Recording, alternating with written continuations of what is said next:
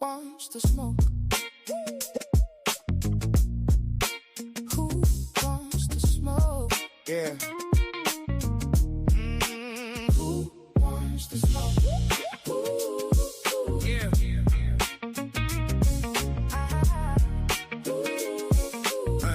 Yeah.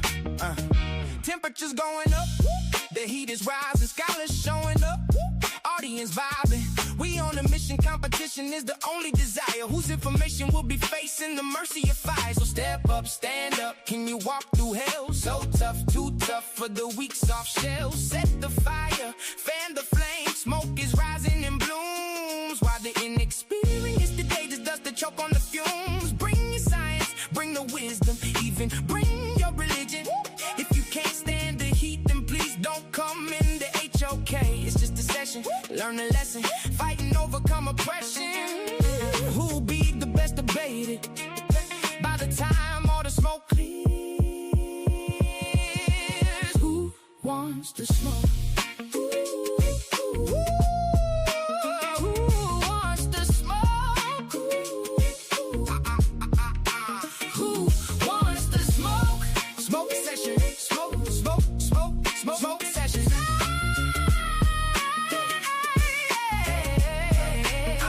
Want the smoke. This environment is the toughest, so bring your best in. Put your spirit to the test. You stepping into the ring with the scholar with the no digits harder. I will make you holler in the information flow with power. You wanted to peak, the elite, the undisputed. Now watch as your outdated theories get refuted. I'm posted in the den, let the world burn. Pressure in the room is finally my turn. They want the smoke, I'm the whole forest fire. Watch the oxygen vanish as the flames climb higher. My mind is the weapon, I'm no joke. I'm the baddest, I come for the smoke. No joke, I'm the baddest to ever breathe. I don't play house, I make them leave. Smoke session. Smoke, smoke, smoke, smoke session. I want the smoke. Smoke, smoke, smoke session. sa.neter, you better want them. Who want the smoke? Who want to say that I'm not playing? Stop playing with me. Now, Paul, you better tell him, you better tell her now, Paul. Stop playing with me.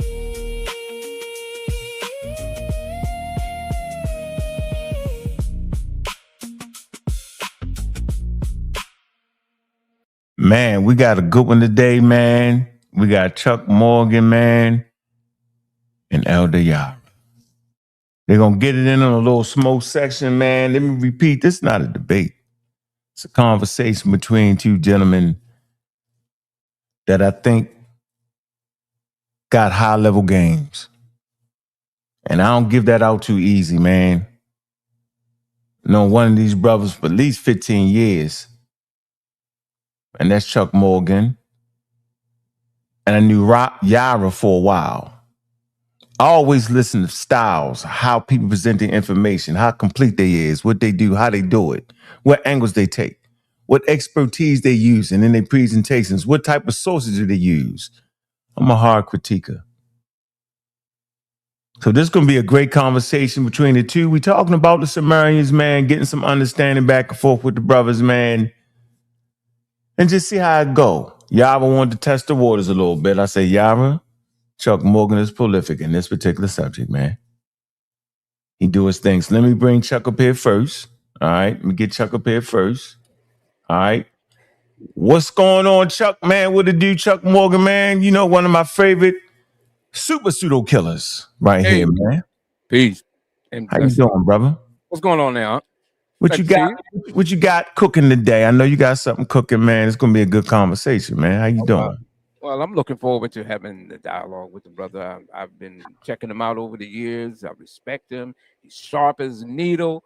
Hey, it's going to be exciting. And whatever you're coming with, I'm with it. I'm with it 100% because this is this is a build. This is a what do you call it? The smoke session. We're going to sit back and we just going to exchange ideas and build a great outcome. And I think that the audience is going to benefit from that.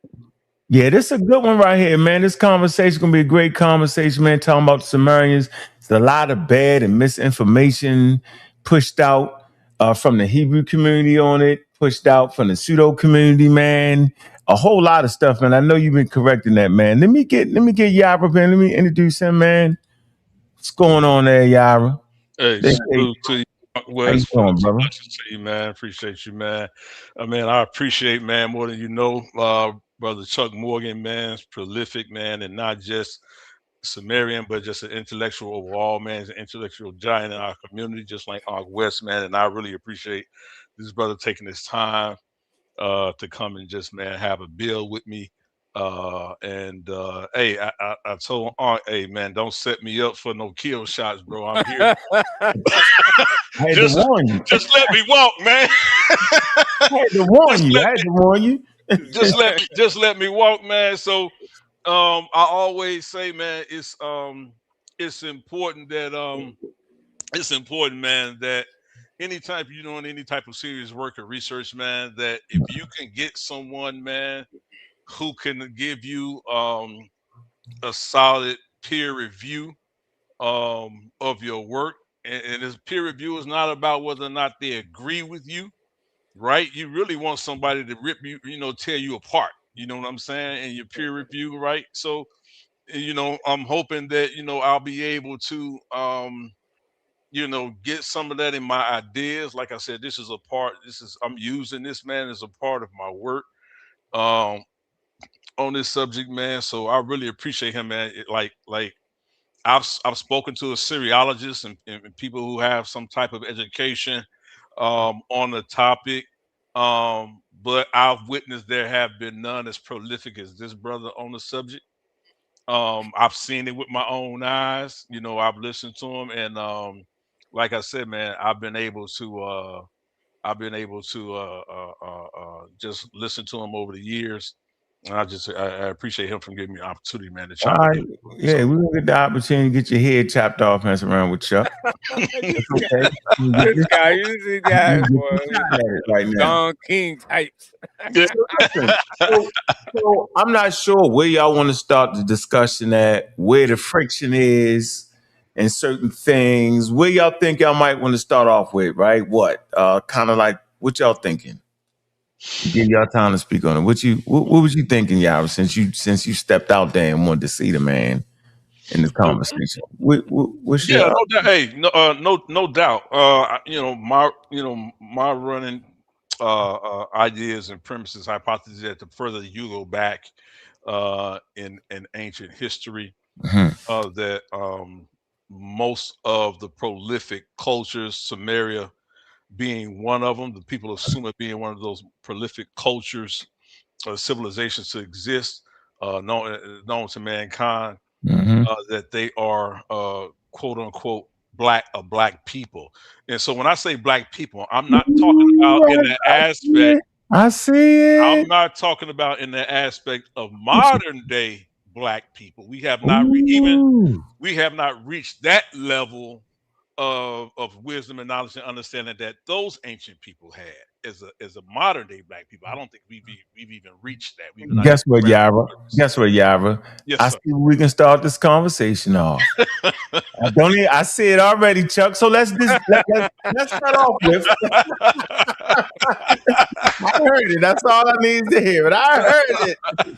So I'm gonna let Yara go first. I heard you claim that the Sumerians are black people. So based off of your study, based off your evidence, I'm gonna let you go kicking in. How much time you think you need to kind of make your point on that? Like I said, man, I just want to go through a little bit of the premise. What time you think? Give me 5 minutes, man. I don't want to hog the show because it's so much. No, we can take 5 right there. Yeah. Right. And then we get back. All right. So listen, I'm gonna step out the way, right?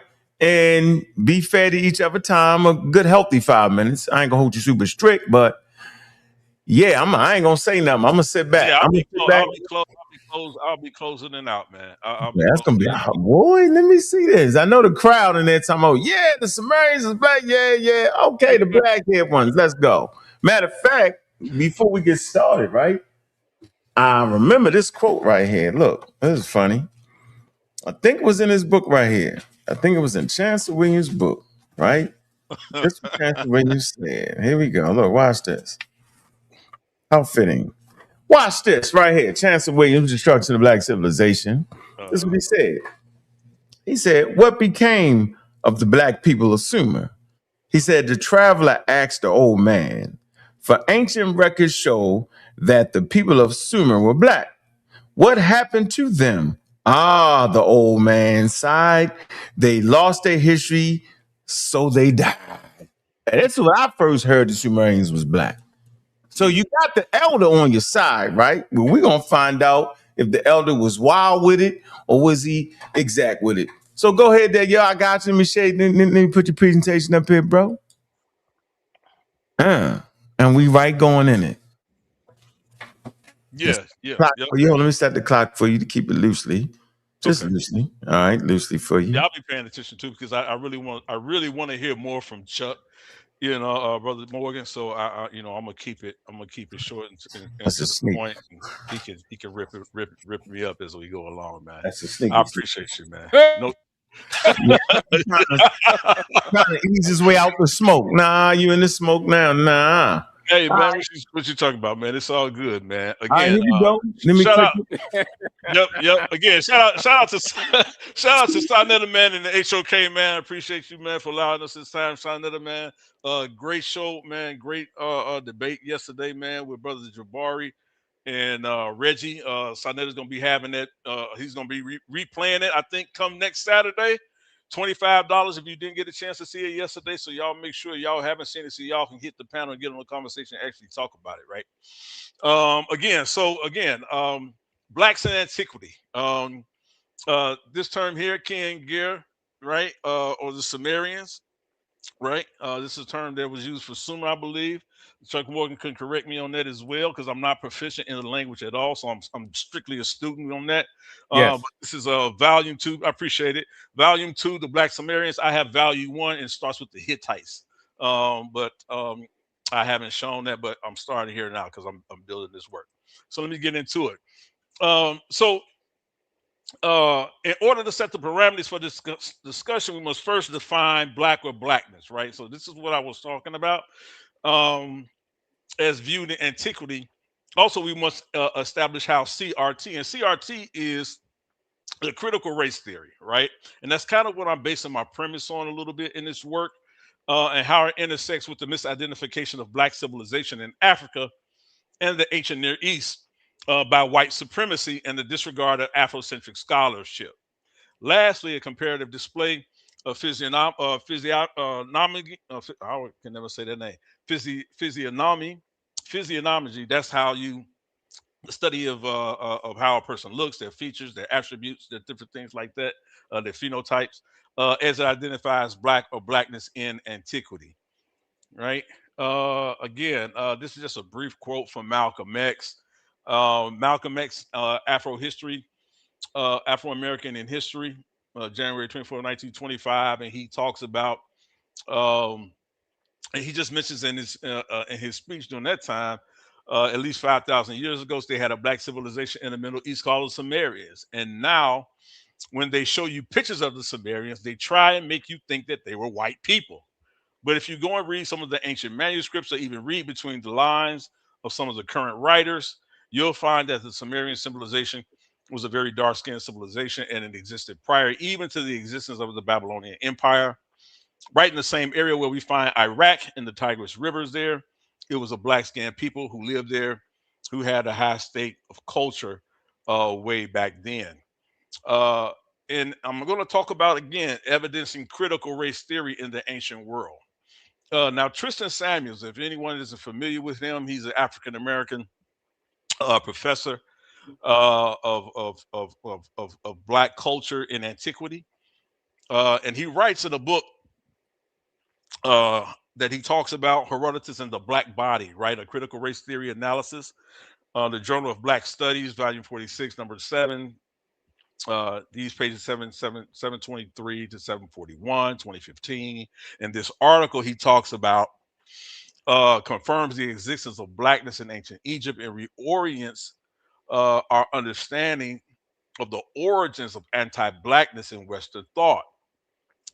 In examining the writings of Herodotus, and this is important why I'm bringing up this article as he talks about Herodotus, he says Western scholars of the late 20th century actively engaged in the denial of ancient Egypt's blackness by acknowledging the so-called black features of the Egyptians like hair texture or skin tone described in ancient Greek writing, while also maintaining that the ancient Egyptians could have been anything but black. What does Egypt and how they're depicted have to do with the Sumerians? We're going to get there. Then he goes on to say this erasure is the product of a white supremacist lens of Greco-Roman studies that equates Negro with inferiority and ugliness. But according to Samuels, this lens started before 20th century academia, even before the transatlantic slave trade, drawing on Herodotus, uh, uh, uh, uh, chapter 3, book 3, section 101. He argues that the Greek historian othered the black body, promoting ideas of hypersexuality, savagery, and cowardice. Here, Samuels illustrates both the prevalence of blackness in the classical sphere and argues for the antiquity of anti-black racial prejudice in Western thought. Right? Um, Let me go now. I want to go through all of this for the sake of time. Just let me get to it here. This is a sister. She also talks about critical race theory in ancient times. And then I want to start getting into some of the people, some of the older Assyriologists, right? George Smith, right? Smith wrote about 8 important works, including linguistic studies, historical works, and translations of major Mesopotamian literary texts. They include the history of Ashurbanipal, the Assyrian discoveries and encounter explorations and discoveries in the site of Nineveh, the Chaldean account, Sennacherib, translated from the cuneiform inscriptions, and the history of Babylonia. These people are important to the beginning of the establishment of what people started to understand and encapsulate, I would say, in almost a white racial overtone of what they were actually finding back then, right? Uh, so let me go down here. This is a picture of Drusilla Dungy Hill. A lot of her work is not used um, today simply because of the times I believe that she lived in. But you see, these are a lot of the Afrocentric scholars. Drusilla Dungy Houston, Renoka Rashidi, Ivan Van Sertima, Frank Snowden, Chancellor Williams. We just saw Ark show his book, Shake and Joke, and Tanishi Paul Coates that seek to preserve the greatness of blackness in its place in human history. So this is kind of the leading conversation. This is Frank Snowden here. He talks about the erasure or the prejudice that we see in regards to blackness spoken about in antiquity when it comes to racism and white supremacy in the critical race theory. So let me go through some of this, man. I don't want to get here's Tristan Samuels as well. I just mentioned him earlier. Let me get down here a little bit. And then I have some articles that talk about the hidden racism and linguistics coming from those early periods of time uh, when the discoveries of early Mesopotamian culture was being excavated. So, that's 5 minutes, man. I just want to start my premise off there a little bit. All right. Okay. All right. Let me stop that clock right there. That was about close to 7 minutes. That was good. That was fair. And hold on. Let me get that off here. Hold on one quick. Let me get this back up here. Yeah, definitely stop me at the time, man. I missed it, man. No. I ain't want to break your flow. You was good. You was good. I'll just give Chuck the same amount of time. Give him that same 7 minutes. That was good, man. All right. That was a nice opening right there. We got a basic understanding of that. Okay, man. Come on, Chuck. What say you, man? Let me go in and we set the joint. Well, I don't really have too much of a disagreement with much of what he's shown. Mhm. And I want to make sure that I'm understood that I'm not coming off in any disparaging way or whatsoever.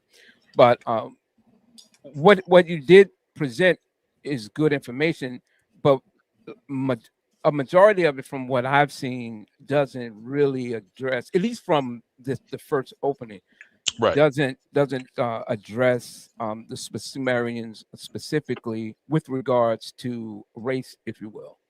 Correct. I mean, if you can explain how the article on Herodotus and the Egyptians demonstrates the ancestry or identity of the Sumerians, Hmm. you know. Yes. Yeah, I'm sorry. I'm sorry. Yeah, so my reason for doing that was to sort of build up my premise is that even during the time of Herodotus, and Herodotus does make some affiliations to the people of Babylon and Sumerians in regards to um, uh, their blackness, right? So I just wanted to build up the premise to a degree that we know that in antiquity there existed sort of this idea. We use the modern term critical race theory, but this idea of blackness and how it was perceived, even in antiquity, as less than, right? Or there was a suppression of, even during the time of Herodotus. So this is not something that's a modern take, but this is something that we can actually go back and read and dealing with other ancient cultures, right? That simply say that simply we can show that these things were being dealt with in a particular way. That some prejudice did exist, right? I really won't necessarily must say racism and white supremacy in the terms when it comes to Herodotus, because that did not exist, because they didn't look at it in a racialized way, but they did see a difference in the physiognomy, and I brought that up earlier, in how they not at times even feared the blackness or the dark melanated skin tone a lot of these cultures that they were experiencing. Um, and so that was the reason for my build up with that, starting with that to sort of help prop up that premise a little bit. Okay. Okay. So, so I absolutely recognize that in the 19th, at least in the 19th century and the 20th century, Assyriology developed during a period when racial typologies and scientific racism was common at that time. Scholars sometimes try to classify the Sumerians into a racial category: Aryan, Semitic, Caucasian, Armenoid, or otherwise using craniometry and other methods on that, methodologies that we don't even use anymore, at least as far Hmm. as that's determined. Hmm. Professor Paul Collins himself discussed that history, and I had watched the lecture, and he was explaining how um, what they were doing at that time today sounds like complete nonsense. But back then, that was considered cutting edge science. Hmm. And Jean Evans, who's an archaeologist, she likewise explained that the metric data for those cranial studies have since been discarded. Hmm. And believe it or not, people have used that as a determining factor as to who or what the Sumerians were. Case in point, um, during the time that uh, Delavate, I can't remember his name, in 1625, I think it was, when they Hmm. came across cuneiform tablets. Hmm. As that curiosity built over the years, when Assyriologists or Orientalists, as they used to call them back then, Yeah. were seeking to decipher these wedge-shaped writings on these tablets that they find in Nineveh or in places like that. As time progressed, they needed to find out. Okay, we got the language, that this is clearly a language, so we need to know who were the people. Hmm. And so when can you hear me? Yes, sir. Okay. Um, they discovered that they found various in doing excavation, they found various uh, what do you call them, statues They found various statues, and in that even those statues had cuneiform writing on them. But the problem that they discovered is that wow, and so far what they had discovered, they had no heads. Correct. All right, and so the Louvre Museum had already put the word out because they were dealing with it specifically, at least from the French perspective, that they wanted to get to do a number of digs in southern Mesopotamia to try to locate at least some of the skulls. And over time, they did actually find skulls, but they also found some skulls attached to bodies. Yes. The conclusion was, and this is how we got into why Paul Collins was so as an archaeologist, I made a point of saying that back then it was considered cutting edge science, but today it's ridiculous because they would look at, say, some of the earlier discoveries were the heads of Gudea, because Gudea of Lagash was he put out a heavy campaign to, as part of that what they call Renaissance period, or some people call it when after the Akkadians and the Gutian had been removed, huh? Yes, I agree. Yeah, but by the time when they had gotten removed, I think it was Urnamu, they had they wanted to bring back Sumerian culture writing on a grand scale, and those succeeding kings in various city states had put out a massive campaign to do so. So Gudea during his period made it really clear that he wanted to have his image and family images in these statues. So what they did was decide that, oh, these discoveries of these Sumerian heads, they were clean shaven. Yes. They were, and they were bald, and they had no beards. The issue was there must have been a conflict, because when they discovered a mask that they presumed to be that of Shahrukh, which we know as Sargon. He was fully bearded. Yeah. And as they knew how the wars that took place when Sargon of Akkad had conquered Sumer, those various city states, these people were bearded. So the implication was that, well, these bearded people who were the Semitic speaking peoples conquered these peoples known as Sangiga, or the population that they had. Once they were able to conquer them, they saw that it was a rivalry based on the Semitic people taking over these non-Semitic peoples. They didn't determine them by being black people or anything like that. In fact, what they tried to do was they wanted to say, well, they must have migrated from some other place, because the way that they depicted themselves in their own iconography didn't necessarily resemble the Arab population in those areas.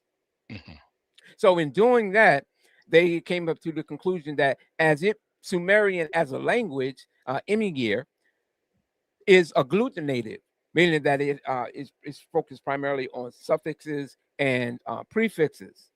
And as that agglutination, you had European languages like Altic, Uralic, Turkic. These languages also utilize the agglutination process. And so they wanted to link them in with those people. You see? But as this is all in the early stages of Assyriology, that has been long abandoned as it pertains to listing people centered exclusively on agglutinations. As time progressed, they made more discoveries and come to find that you had a number of early Sumerian kings that were fully bearded. Correct. In fact, you can go all the way back as far as the Ubaid periods, and you can see they were all bearded.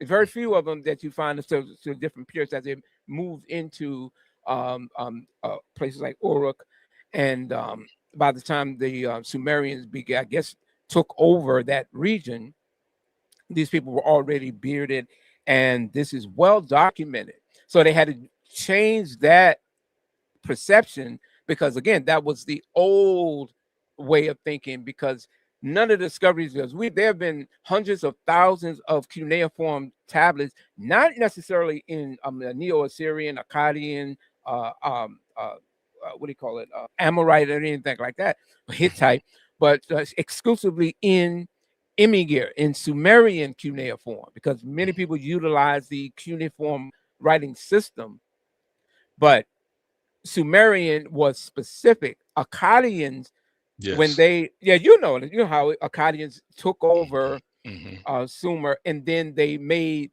Akkadian the official language.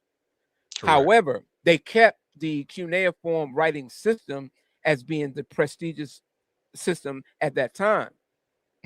So the language didn't necessarily die out until we get into the latter part of Sumerian existence, which was around what they call the Earth 3 Earth 3 period, the Earth 3 period. Yeah. So I don't necessarily have any problems with what you presented. It's pretty solid as far as I'm concerned. But I think that, well, I don't know. I haven't even seen the majority of it, but just from where we're coming, it doesn't really address the Sumerians directly with regards to that. And that's where I was coming from on that. All right, that's a soft stop right there. Okay, so you heard his response to that. So what do you think about that? I know you talked. How does that fit into what you were saying, Yara? What you think? Does that help you maybe change your position slightly, or you just thinking? No, I mean it agrees with a majority of my premise and what we're saying, because I think we talked briefly for a moment even before we got on that I think a lot of times, especially what's shown in this community, when people are even talking about this, they say, "Oh, we're not the Sumerians, or we couldn't be the Sumerians, or they couldn't have been a dark melanated people," because look, look at these images of these of what is called or what is labeled as ancient Sumerians. And what we understand now is that a lot of that was images, just as Brother Morgan talked about. These images were found, the oldest images of the Sumerians were found without heads. They were missing limbs, different things like that. And so in these museums, as we know, a lot of times what they do is that they tend to try to reconstruct what they see, right? And this was even done at certain periods at that time, when you had people who would come in and enculturate the Sumerians, from like we talked about the Gutians. I think that's my position as well, that the Gutians were one of these, of Gudea was one of these cultures that came in to acculturate and take on the ancient Sumerians' way of life to a degree. Um, and um, and so, just like any other culture do, when you start to create um, gods or deities or different things like that, you create them in your own image, right? And so their priesthoods began to reflect this. Yes, sir. I just wanted to make a slight correction on something. hmm And I don't want the audience to walk away thinking that. When you mentioned the Gutians, hmm I don't want anyone to misunderstand that Gutian or Guti were not a part of Gudea, Okay. because Gudea during that period, that was part of that massive building campaign that was going on.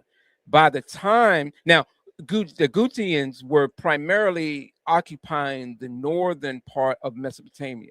hmm In fact, there's very little information regarding the Gutians in places like Lagash, hmm which was the homeland of Gudea, as his god being in that region in Gersu. hmm So I just wanted to make that point, because that's critical, because some people I've heard it before. People will say Yeah. Gutians, and then somehow Gudea got linked in with that. Matter of fact, I think Clyde Winters Yeah. has He done that. held that. Has made that. He made that Yeah. mistake. He Yeah. made that mistake. Clyde Winters talks about that they came down out of those mountain regions, right? The Zagros The mountain Zagros regions, Mountains. Yep. Yep. Zagros mountain regions, that they came down and they held that hegemony over Mesopotamia after the Akkadian Empire fell, right? And so then Gudea um, kept control of Lagash's uh, sovereignty, their wealth, the military fortifications, their trade routes, and then you get to that point where you start to talk about that massive temple building projects that we That was see. there. That was up in Ur, and that was doing. I think Hmm. that was under Ornamu Hmm. Hmm. during that or three period of because if you even look at the Sumerian king list, you won't find Gudea mentioned. No, you don't find Gudea mentioned in that king's list. But Um, though Gudea cylinders, they give us a little bit of critical insight, not much, because I agree with you. We don't have much on them. actually, in the Sumerian text, is called the inscription called uh, the rulers of Lagash. It's an entire Hmm. king's list of the rulers of Lagash, Hmm. and that's where Hmm. because you got to understand that during that time, uh, Lagash was at war with Ur. Hmm.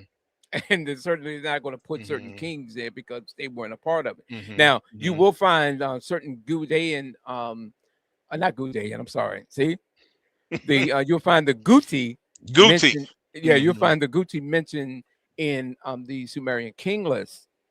I Yeah, think yeah. I forget the name. Tiragan was the last known ruler of the Gutians, and he was humiliated and banished, and then ultimately unalived. And that was when I think his name was Ugo Hagal, Utu Hagal, Google it who out. was the military commander and king, who ultimately removed the Gutians because the Gutians had always been a pest to the Sumerians, and they would do these like drive by robbing and attacking and robbing, pillaging, and trade routes and the likes. But Hmm. by the time that they gained enough power, they took on the Akkadian military and ultimately won. Hmm. But from what the Assyriologists is the way it is today, that their reach didn't extend as far south as Lagash, Okay. which is why you don't find much of any Hmm. information on the Gutians and Gudea during his reign. Hmm. Hmm. And and would you use I think we're around what 2200, 2000 Yeah, BCE, somewhere yeah, around that time. yeah. So I think that's where they have the tablet of uh Luganau You said Tatium, Lugal Zagazi. Lugal Sagazi. Yes, Yeah, you'll see that tablet there yeah. that talks about some of what you just talked about. Mm-hmm. We can read Mm-hmm. about that. They have that Matter of in the fact, Louvre, right? yes, yeah, a Hmm. lot of that is in the Louvre Museum, it's in the Hmm. British Museum, and you'll even have it in the New York's Metropolitan Museum, where they have excerpts that talks about it as well. Hmm. Um, that what's interesting about Lugal Zagazi is when Sharukin had ultimately defeated. He was. I mean, they even have the illustrations of that. If you look at the Steel of the Vultures, I think that's the one where you have um, a king that's oh, you know what, let me pause because I'm gonna try to pull that up, and I don't want to Okay. just talk about it. I want to be able to show Yeah, it. yeah, no doubt. Because where would we put as far as one of the Gutian rulers? Where would we put Say again. Siam, or What is Siam? The king of the Gutians. He was the king of the Gutians. Okay, as far as, and then I have a list of them. So Okay. let me try to pull these Yeah, guys because I up. know he would be around somewhere up in that time period. But yeah, I definitely love to see what you have right now. So real quick. So how does this fit into the? I want to steer the conversation back to them being. I would have to say you say black. So when you mean black, do you mean African? You're basically trying to say they African when you saying they black. I'm saying. Um, Just say it, man. I'm not saying African, but I'm saying they're I'm saying more so Yeah, say it. Afro-Asiatic, right? If I can say that, which might be a failure, but Yeah. that's what I have because we don't really know their origin. So it's really hard to really say that because that places them in a certain geographic area and land when you start to say, Afro-Asiatic. But Mm-hmm. uh What is? Okay, go ahead. no, Because because yes, I'm sorry, go ahead. no, because I'm trying to process. I'm Question, trying. Chuck. Question, Chuck. But I thought it was kind of like a Asiatic group that kind of took over the Sumerians or something like that. Or am I? What do they call the names? Because the names start to change on kings on the kings list. What was it? Am I correct in that? That took over the Sumerians. Yeah. What group came in and what are they called? The daggone Amorites? Is it Amorites? Am I Oh, mixed up? okay, the Amorites are Mutu.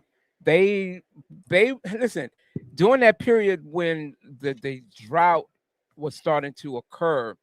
I mean, by that time, what is his name? Hey, I can't remember the name. I'm gonna try to pull it up. But the Sumerians had already been dying off because of famine, Mhm. because of the severe drought that was taking place in the area at that time. And this just opened the door for the Gutians to regroup. This opened the door for the Amartu, who had constantly been a pest as well, because the Sumerians were being hit from multiple fronts. Mhm. And then, as well as Alam, that group of people also was responsible because they were at war with various Sumerian city states. So, Yes. yeah, towards the end, yeah, they were the language died, but the people didn't. So eventually, they just blended in, even though the text called uh, Lament of Ur, Mm. the Lament of Ur, you can pull it up. It talks Mhm. about the destruction of ancient Sumer, how the Mhm. kings died off, the peoples were unalived, and Yeah. then others were taken into other lands. This is well documented in the Lament of Ur when it Mhm. talks about that. Mhm. Mhm. So yeah, now that's is with regards to um, when the what we know as the Sumerian civilization ultimately dying out as Mhm. a people, but they just mixed in, blended in, and this gave rise to what we know as the Babylonian culture. Yes. Yeah. And then as time progressed, of course, you know the Neo-Assyrians who were not Sumerian, they eventually came in, conquered, and then they wrote a whole new um, uh, a whole new concept about Mesopotamia. In fact, because they were so influential, the majority of a lot of the images we see when Right. people post videos and TikTok Right. and Exactly. Instagram, and they're always showing depictions of what they say are Sumerians, they're actually looking at Neo-Assyrians. They're looking at Neo-Assyrians. Correct. They're Yes, not. They're and not even looking at. And you and get that brother so much. and brother Yara, let me find. Did you know? All right, now I'm gonna pull this up because I did a show on Mhm. the Dagger Squads a few years back with Garfield, Okay. and uh, because Professor Samuel Kramer Mm. was the leading authority on Sumerian language decipherment, or not even decipherment, just translation of Mhm. various texts and the history.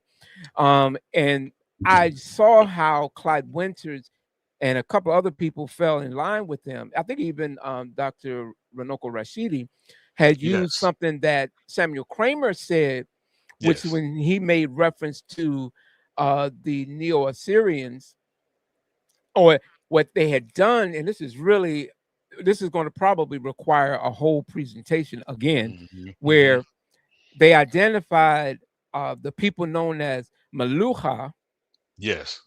and identified them as the black men of Malucha. And because of that, they tried to link that in, and because Malucha, Dilman, and I can't remember matter of fact, give me 1 second. Give me 1 second. Yeah. So I can just pull it up the names. So you had Dilman, Makan, and Malucha. And so what Samuel Kramer had pointed out, if I can pull up his he had literally stated that where is it? Let me pull it up. I'm sorry. Yeah, he was had literally had now this was a debate that ensued between he and another Assyriologist, where in a kind of a subtle way, Samuel Kramer backed out and kind of changed his position by visiting the Indus Valley, which is a whole nother story. I've seen a lot of that, you know. Yes. And what he was pointing out is he referred to, like, when in the Curse of Agade, when it talks about the Maluchans, the men of the Black Mountains, and how they brought exotic wares to the queen of Agade. They took that, and because it was the Black Mountains, they identified it and said they must have been the Black people. And that was where Samuel Kramer came in his book, The Sumerians. Let me see if I can find that quote.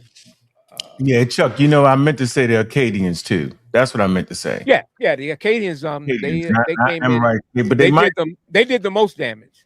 They did. So, I wouldn't even say it's necessarily damage on that end, because they did preserve Sumerian language and literature. Right, correct. You know, because they had scribal schools that they had established, where we are able to at least get an understanding of Sumerian literature by way of the textual sources, not on how they pronounce words, because we don't know what Sumerian sounded like.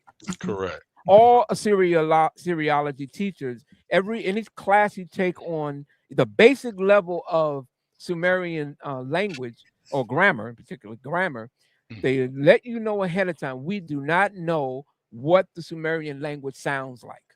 Right. We have to, we're coming from the lens of the Akkadian scribes and these what are known as bilingual dictionaries that they had already established. Let me try to share my screen, because I want to be able to share this with the audience. So they like Western Asian. The Akkadians would be the kind of like Western Asian sort of. Okay. Western Semitic. Western Semitic, Western Asia, Western Asia.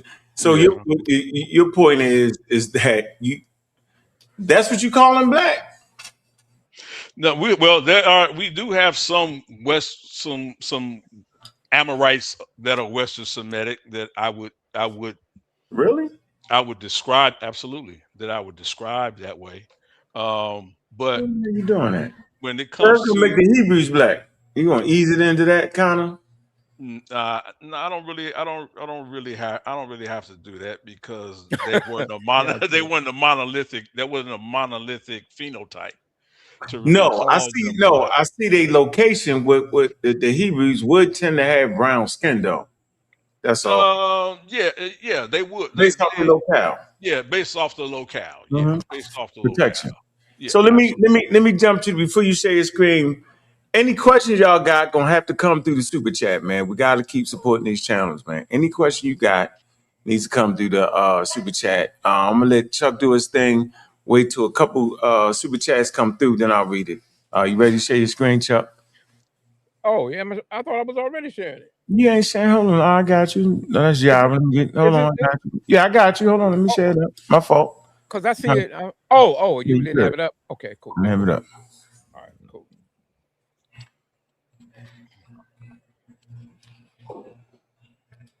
Oh, let me get this right. Okay. Yeah, it was looking good. You Yeah, there? can you see it? Yeah. Yeah, I just wanted to show this where it has syllabic glosses. And the syllabic glosses are short phonetic notes taken or added to cuneiform signs to show how a word was likely pronounced or understood. So if you look, you'll see how and these are in the thousands that were excavated, and this is how we were able to get an idea or working knowledge of Sumerian grammar. So you had the Sumerian term that's here. You had the cuneiform sign in the sign list here. Then you had the name of those signs here, and then you had the Akkadian translation of it. So if I move this, you can wait a minute. Let me see. If I move that, you can see how that works. And that was the point I was making with regards to that. So like if you look at the word gi, which is usually used for black, and how the Akkadians would use it, identifying it with Salmu. You'll have the gi gloss, the sign form, which looks like a little, you can look at it right here. You have the name, the actual name, Giikigu, and then you have the Akkadian Samu, and then how we break it down in English as something as black. You see? So so because we don't have any native Sumerian speakers, we have to rely on how the Akkadians laid that out, and it's and that's where it becomes difficult at times because Akkadian is not in any way related to Imyigir or Sumerian. Right, because it's an isolate. Yeah, it's an isolate. Yes. Yeah, so, and that's where sometimes when we take people there, they get kind of lost. Or saying if we're using the Akkadians, then how do we know that is it? That's the point I'm making. We don't know what it sounds like. Right. And they're being upfront by letting you know that no, we don't know what it sounds like. So when people say, well, you based on the comparative method and then the comparatives in the sound laws on this, there's no sound because we don't know what it sounds like. Correct. So we have to base it. So what we're using the grammar and the literature and how and the conventions, the scholarly conventions that we have on how we may, like if I were to pronounce give me a say, malucha. If you know how like I use a kha, like in Arabic, kha, so they have this little character underneath the two H's in transliteration. So that lets you know that it's making. They'll tell you that it's making this sound. Not that we know it for sure, but the scholarly convention says it's malucha. So whenever you see it, you'll know what that's basically saying. Right. Yeah, and we'll get that with a lot of glottal, language. You'll get that. You'll get that. So we transition to something else. So you off the black thing? So you off? I'm ready to transition to something else. I want to show us. I want to make sure we clear it up for the audience, though. So where do we land on this? Yeah, I mean, we really talked about the Sumerian language. We don't really understand. We really don't know what it sounds like. The actual Sumerian language. It's the Sumerian as far as vocalizing it. Yes. Yeah, on that end. But when it comes down to reading text, we're pretty spot on because of the decades and centuries of trial and error, cross referencing older inscriptions with all the newer that are being constantly discovered. And you even have databases dedicated. You can go to the EPSD, the Electronic Pennsylvania Sumerian Dictionary. That will give you the best.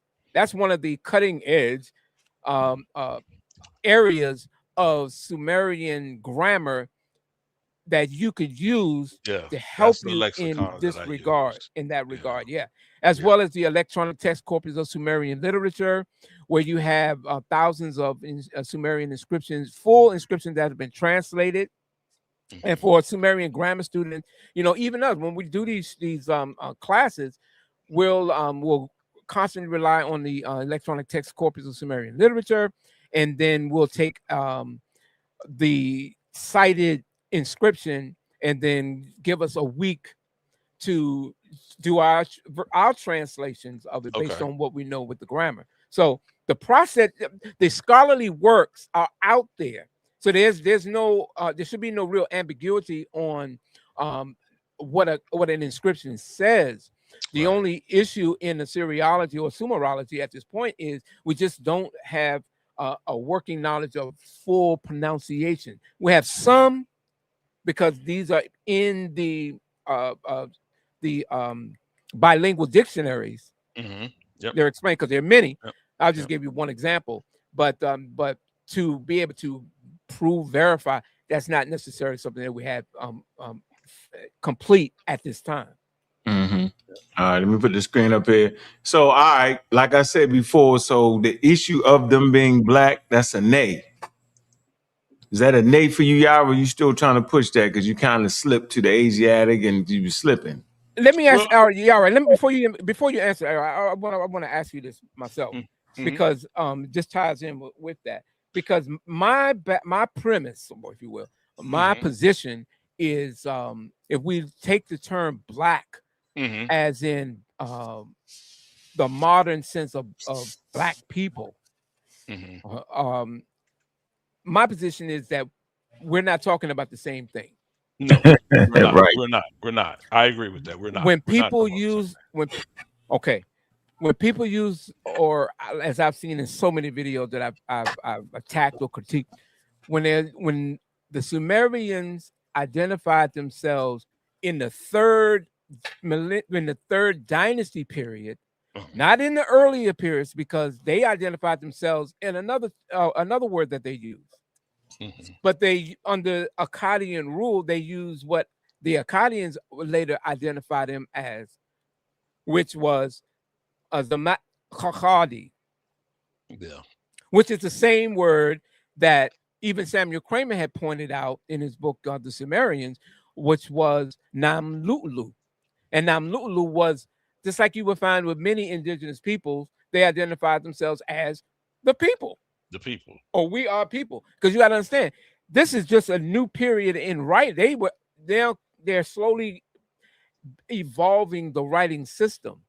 So how they identified themselves is that they are the people or the folks. Humanity is the general accepted terminology that's used in Assyriology. Yes, and I agree. They didn't think of the terms in categorizing, classification of race as we do today. So we can't make that argument that, using that modern classification, because it would not have existed, even in their thinking of how they would have seen themselves. Okay. All right. So yeah, definitely agree with that. All right. Seem like we murky. I don't like murky. I don't like murky. Yeah, we're gonna the murky murk. I don't like the murky. I don't like the murky. I don't like the murky. So if I may, if Chuck doesn't have anything else on that end, yeah, we can move it. We can get it. Okay. If you can see my screen, there's a genetic study that I want to talk about and bring out a little bit. All right. I got you. Yep. And this is I think it was a 2021 study. And it talks about ancient DNA, shows genetic link between Mesopotamia and Egypt, right? And what we have here is a burial pot, right? Basically, right?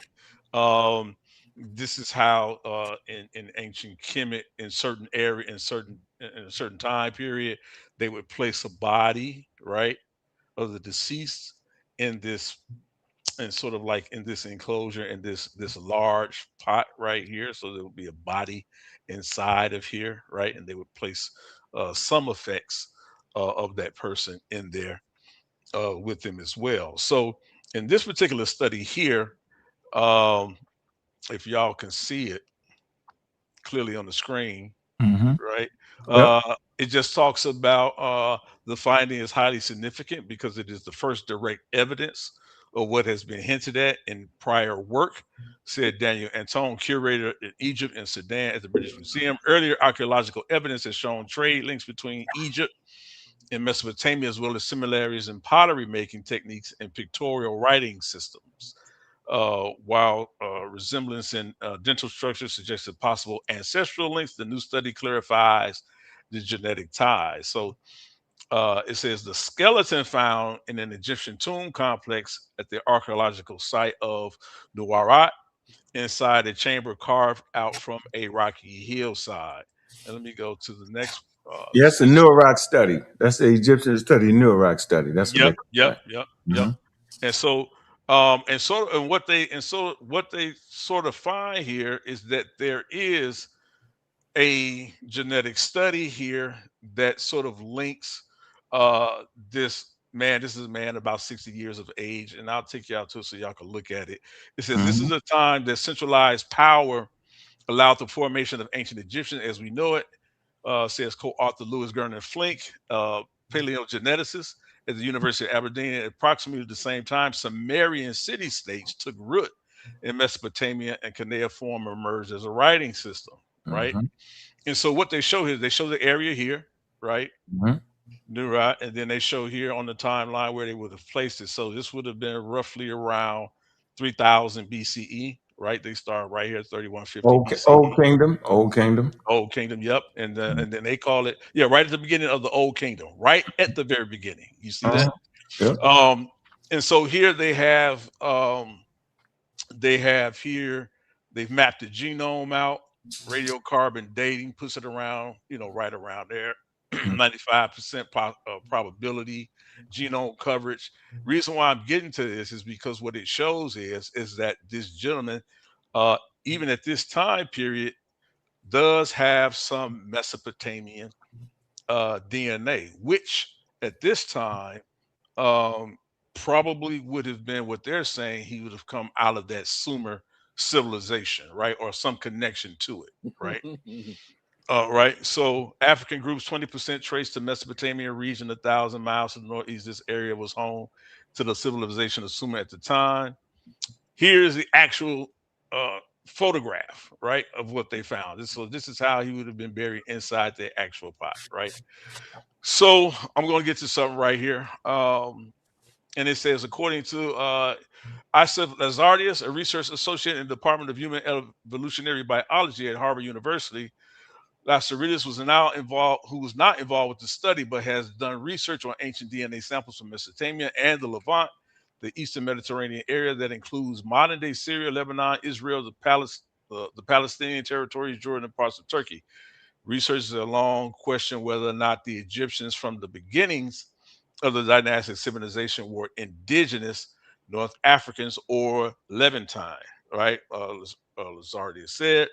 What this sample does tell us is that at such an early date, there were people in Egypt that were mostly North African in ancestry, but with some contribution of ancestry from Mesopotamia. Lasaria said, this makes perfect sense geographically. I have a CNN link So in the how chart. you? Okay, go ahead. My fault. So yeah, it's okay. So here, this is what they do, right? So then they give us Mhm. this facial reconstruction, Mhm. right, of what we've seen in this of this right here.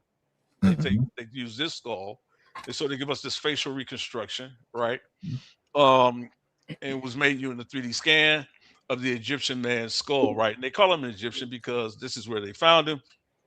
Uh, his DNA mostly matched. They say most North African DNA. So Egyptian, is where they found him. But he does Mhm. have some Mesopotamian ancestry, right? About Mhm. 20%. That's not a small percentage. If you're talking about ancestry, 20% is a lot. Um, and so here they sort of have him here. You see the the phenotypes that are going on here. But let's go down here a little bit further, right? Let me see this here. I don't want to do that. I don't want to do that. I don't want to do that. You great try. Good. I don't want to do that. I don't want to do Well, let me do it. that. I don't want to do that. Let me go right here. Let me go Easy. right. Look at him, Chuck. Well, go ahead. You building? Go ahead.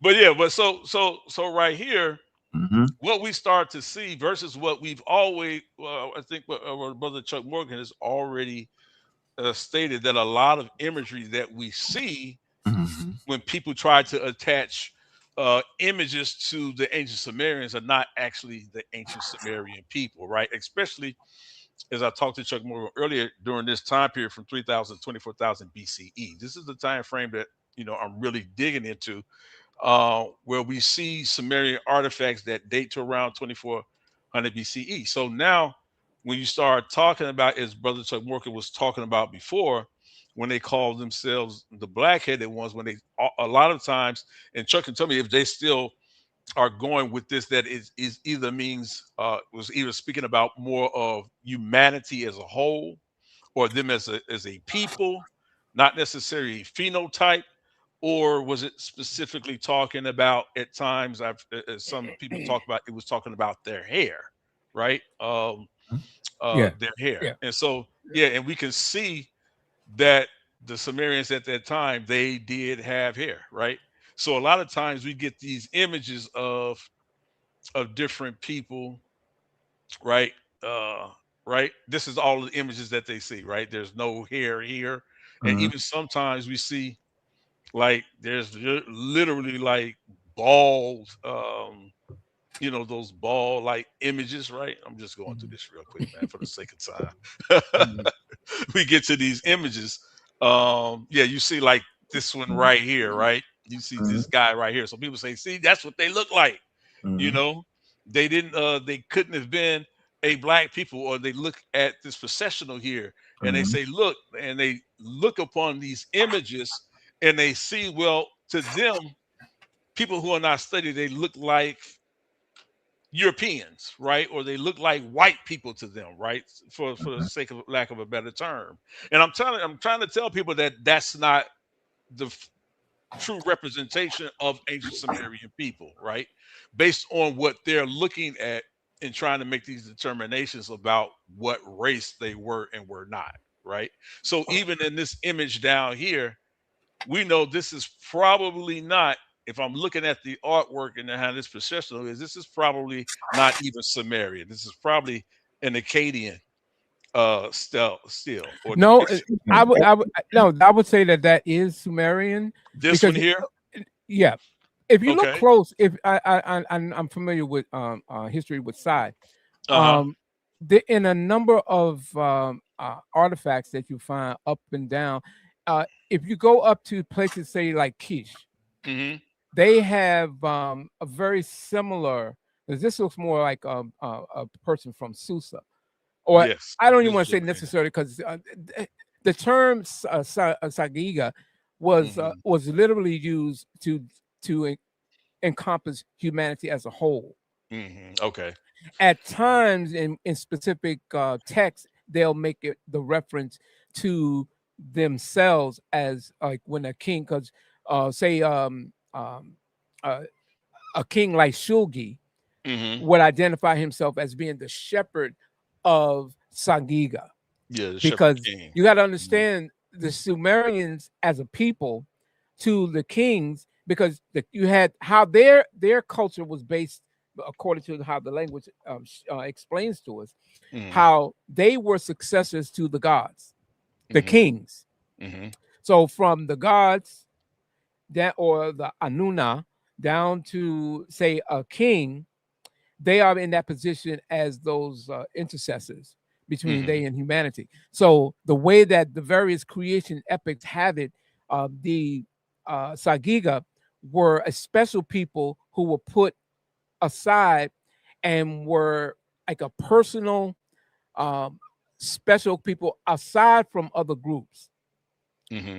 And they were the ones who were to do the work to keep the civilization, or to have civilization thrive.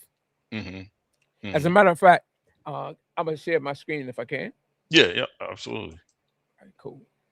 All right, so let me pull up this one. So real quick, Chuck, just for you, Yara, so you went from Egyptian study to kind of prove that that people was moving back and forth? Yara, I'm talking about Yara. Oh, I'm sorry.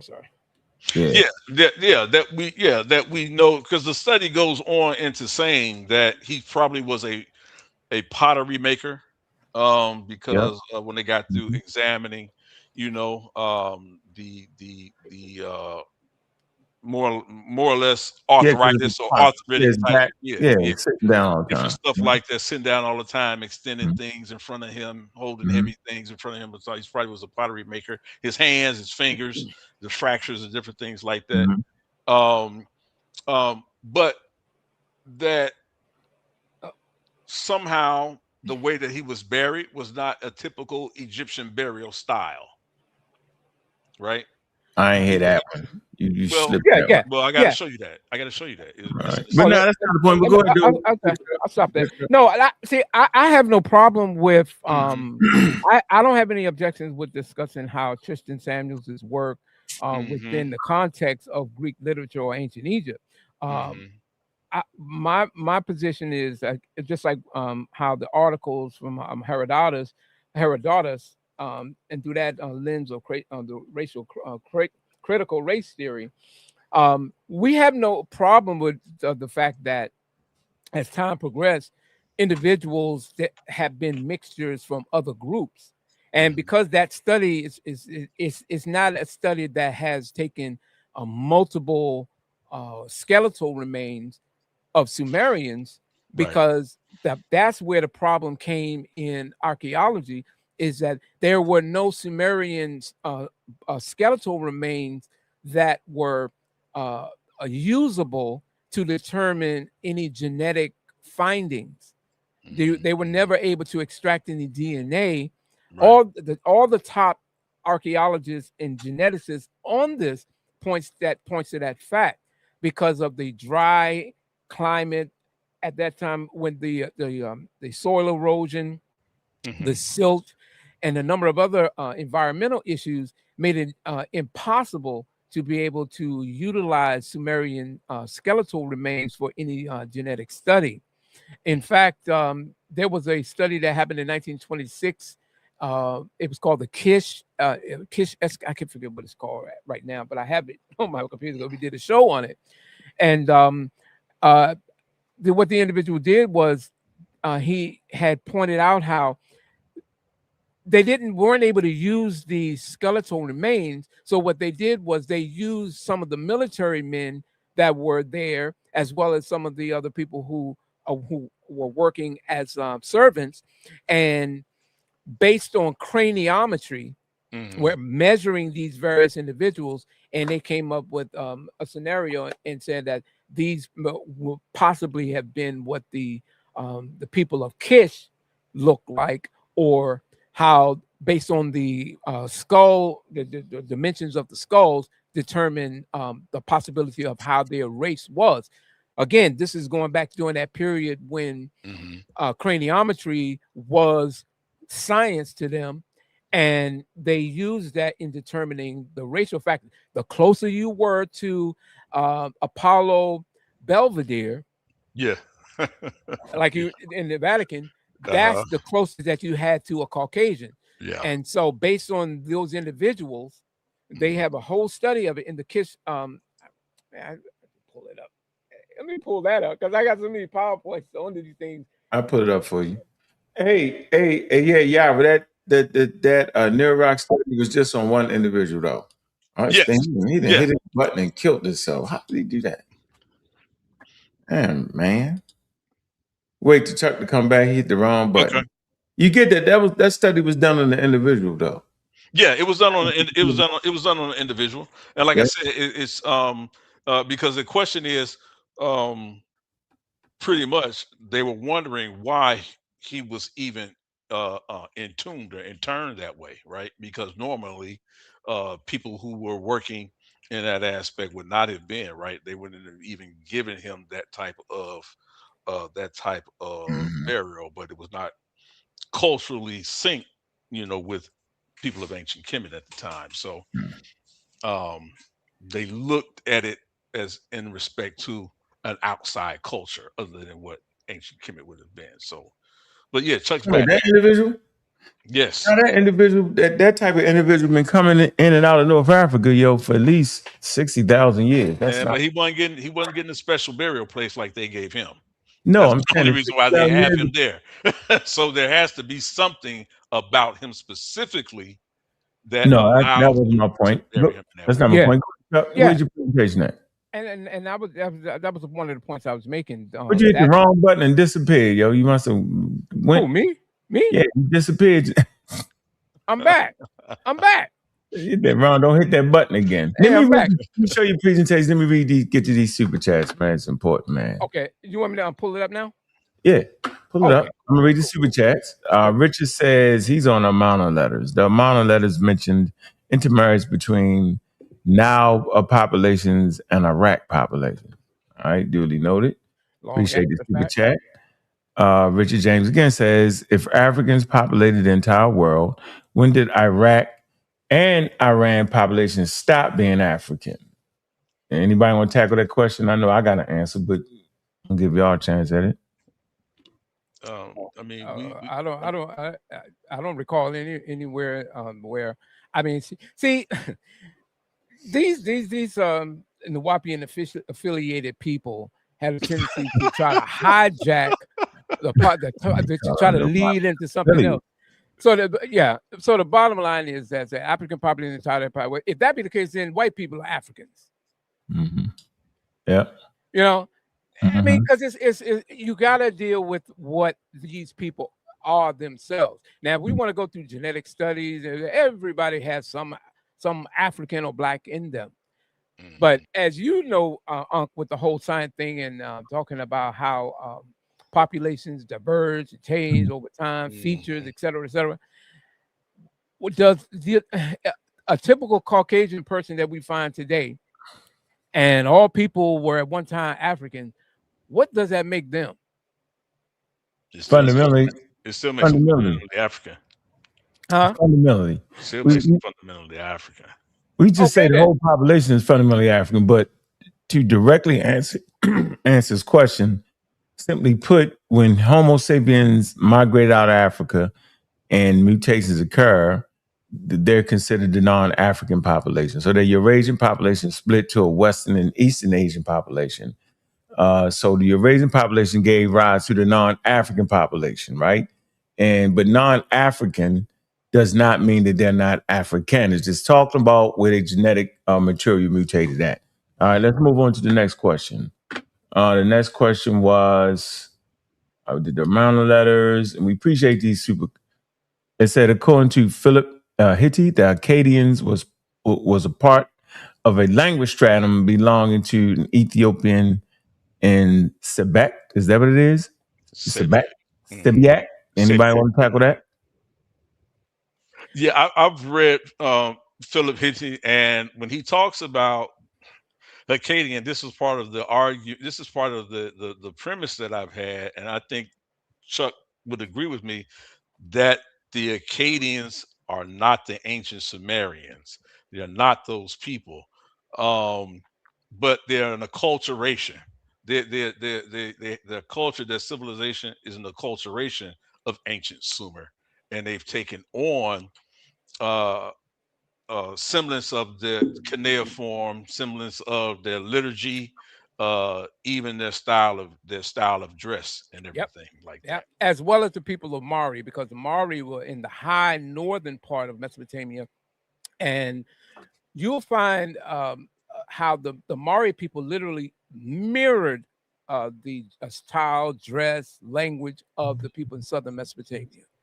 In fact, when we see images of the people of Mari, we instantly identify them as being Sumerian, but any person who studies this says, yo, these are Semitic peoples, right? Period. But because they were part of the Mesopotamian family, those various city-states, they kept that cultural line linked in. And therefore, when we see them, we automatically assume. But that's why each one of those city-states had different kings, and they had different systems of how they operated, but they still maintained a certain level of continuity of how the people operated in that region. So when others came in, of course, they warred with each other, but also they warred against those outside invaders like the Amarno, the Elam, and of course, Guti. Mhm. Yes. Yeah. All right. Okay, so let's move on to the next question. It said the word Sumer was used during the Amarna period. That's 1400 BCE from Mesopotamia. It said, I believe the Sumerians were an amalgamation of Asiatics from the Caspian Sea and Hindu and Negroid population. Well, he everywhere. Anybody want to tackle that? I don't. Yeah. At that time period, 1400 BCE, That's way after the Sumerians were that's gone. way after Sumerians. Way after Sumerians. So I mean, he could possibly be right about that, but when it comes, I know the whole Hindu argument, and I stay away from that. Right? I stay away from that. I stay away from the Hindus Valley connection. They claim to be Sumerians. You have even people saying that they're Australoid. You know, you have descendants of the Sumerians possibly over in areas of Australia as well as America, as well as America. So and you got to understand, because Sumer, once they were able to identify and deal with the language system and how it worked, people of all groups wanted to, they claim to the Sumerians, because to say that, or this was the beginning of a writing system that we know of as far as their system of writing in that part of the world, others wanted to have a part of that. So that nationalistic system started to take a hold in a lot of the philosophies we see today, in a lot of videos and a lot of documentaries.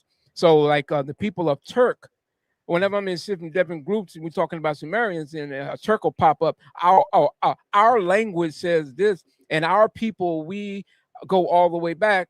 At the same, then you say people are Finnish, people of other European, Armenians claim that they are Sumerian. You know, you got people, you have ancient peoples all over. Romanians, because they have an agglutinated language, say that they are descendant of the Sumerians, because everybody wants to lay claim to, at least the way that we're understanding, that the first language identified the first civilization, the wisest people before, and we are them. Everybody wants to lay claim to them. Right. But that's not what the archaeology and the system as we know of today does not show. And so if I can, Brother Yara, absolutely. Because I think when we talked off air. Oh, we ain't finished super chats. We got to finish super chats. Oh, yeah, go ahead. Do your thing. All right, King Tut had Mesopotamian DNA, R1B1A. I don't know how he's classifying that as Mesopotamian DNA, but he was still Negroid. We can I don't know. Yeah, I think he's using Semitic DNA from specific haplogroups. He's saying Mesopotamia. I get that. Semitic. But this is why I laugh at sa.neter, because when sa.neter did his DNA, he started talking about he was related to Ramses the second or third. Yeah, he started realizing he was connected. They were Semitic in origin. He stopped that. They had some traces of Semitic DNA. He left that alone. And you gotta. I mean, because Brother Yara, man, I mean, because I have so many PowerPoint presentations that I don't put up, because if I have time at work, I work at a resort, so I have a lot of time to do things overnight, and I'll do these. I'll watch some shows like sa.neter or some other show, and then I'll see someone put up a talking point, and then I'll go and do my own research onto it, and then I put a PowerPoint presentation together just in case it pops up later. Yeah. So when you brought up the thing about I don't want to get into the Hindu or Dravidian connection to this. That is a valued part, because because we know that Harappan civilization, the trade that was well documented with the Akkadians and the people of Malucha, which the consensus has them as being that part of the Indus Valley. And we and they even have a Akkadian inscription where they have an interpreter who's speaking the Malucha language, and you see two individuals bringing tribute to the Akkadian king. Yes. We have it. It's dark, and I'll pull it up if we have to. But we have all of this stuff. But what I my point in all that is that we had talked off air, and I had wanted to indicate, or I wanted to point out certain things that because when I started up the PowerPoint, I had mentioned that one of the oldest questions in the Assyriology is, or wasn't when the Sumerians lived, but where did they come from? And for more than a century, scholars have proposed that they migrated from Iran, Central Asia, Anatolia, Caucasus, India, and even in Africa. Yet, none of these proposed homelands has gained general scholarly acceptance because no hypothesis has produced conclusive archaeological, linguistic, or textual evidence demonstrating a foreign origin. So modern Assyriology approaches the questions differently.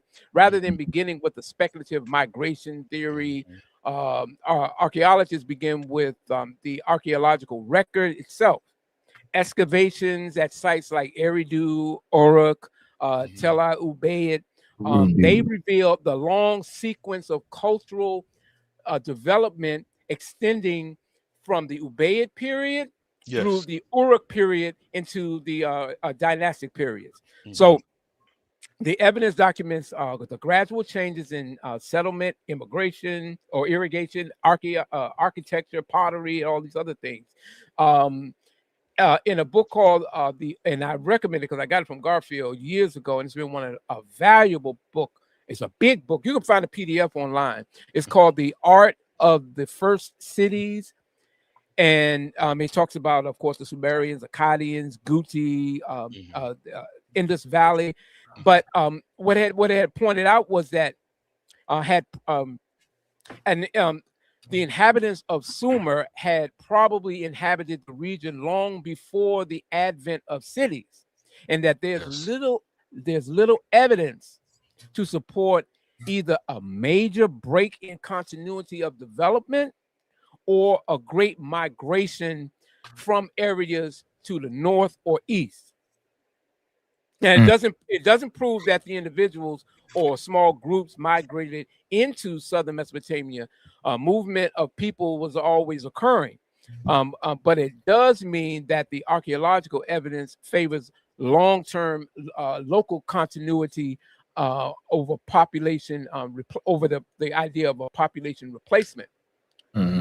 So what I was saying earlier was that Professor Paul Collins, who was a former curator of the Ashmolean Museum, he made a similar conclusion, because I watched his documentary, you can pull it up. He explains that the 19th century and the 18th century picture of the Sumerians as a distinct invading race was a product of the racial anthropology of that time. Agreed. All right. So the linguistic evidence is cautious in 2026 that the Sumerian, because the Sumerian language remains a language isolated and having no universally accepted relationship to any known language family, it didn't stop people from making multiple comparisons and propose this group and that group, and this is cognitive with this. But as it stands today, there is Sumerian Imigir is still classified as a language isolate. Those individuals who make certain proposals and try to say, well, it's linked to that, there are more than enough peer-reviewed journals where they could enter their findings to be critiqued, challenged, or if it's not already something that's out there they may not be aware of, have it peer-reviewed, have it challenged, and then we can have something to work with. But as it stands, all those fringe theories that is coming from Dravidian, is coming from Bantu, is coming from Uric, Altaic, is coming from Armenian. None of that stuff pans out, and they just haven't put in the work. They'll do it online. They'll put it in academia.edu, but they won't put it in the journals where the heavy hitters are, if you will. Yeah, they try to slide it. So let me get these last two super chats. R1B1A V88 Hollow Group is found among Sudanese Nigerian population. Yet they still are Negroid. Maybe he just got on his him. I don't really understand what DNA is. Herodotus and Osiris. The Kushites brought farming techniques to Iraq. Yeah, he's saying anything. I believe this is a narrative illustrates African farming population in Iraq. Oh man, he's stretching it, but I don't feel like getting into it. This ain't the show. Nuwapian affiliated. That's interesting rebuttal at Chuck Morgan. He said he ain't no damn Nuwapian affiliated. You know I know who these people are, man. He said I he's troll. that's part of that troll army. Trollomatic. All right, so we didn't move from. First of all, man, let's make sure y'all like and subscribe, pick up the videos, man. Make sure y'all hit the daggone super chat and make sure y'all support the show, man. Make sure y'all hit this daggone Cash App, man, right here. I'm putting it in for y'all, man. Hit the Cash App, man. Support the conversation. Yo, we had one of these nice high-level conversations. Good to have these type of conversations. Hey, I love it, man. And brother Yara, yes, sir. I want to stay in touch with you because there's so many things I would like to share with you, and then and invite you to some of our forums, because we have a Syriologist, a lot of PhD candidates that are there, Sumerian language teachers, and I think that you might benefit because I love your approach, the questioning that you have, and it will be something good if you don't mind being around white people. Oh man, wait a minute. Let me just finish the advertising real quick. Hold on, Chuck. Let me finish. So I just want everybody to make sure they like and subscribe, pick up the videos, man. You can follow Chuck Morgan at what's the name of the website, Chuck Morgan? Nuwapianism.com. That's I try not to cross-pollinate Nuwapianism with this particular channel, because this channel I try to keep it more on my Mesopotamian studies, but my other YouTube channel, Chuck Morgan, deals exclusively with the whole Dr. York thing, and of course you can go to my website, Nuwapianism. All right, how about you, Yara? How can they catch you? Oh, you can reach me at Yara Black Saga Clan.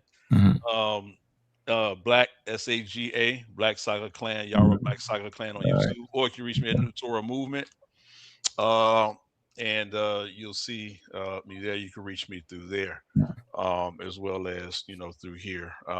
So yeah, man, reach out. Hey, I have one. Actually, I have a few research papers out there. I'm gonna put out there. I said I'm gonna come out here and put it out there, man. I have some research papers out here, man, for you guys can read. So a lot of the Bible folks don't like me right now, but it's all good. It is what it is. I thought you was a Bible. Apparently I'm not. This means, hey, I'm just wearing this for looks, man. You know what I'm saying? Apparently I'm not anymore. You know what I'm saying? But it's all good. Hey, man.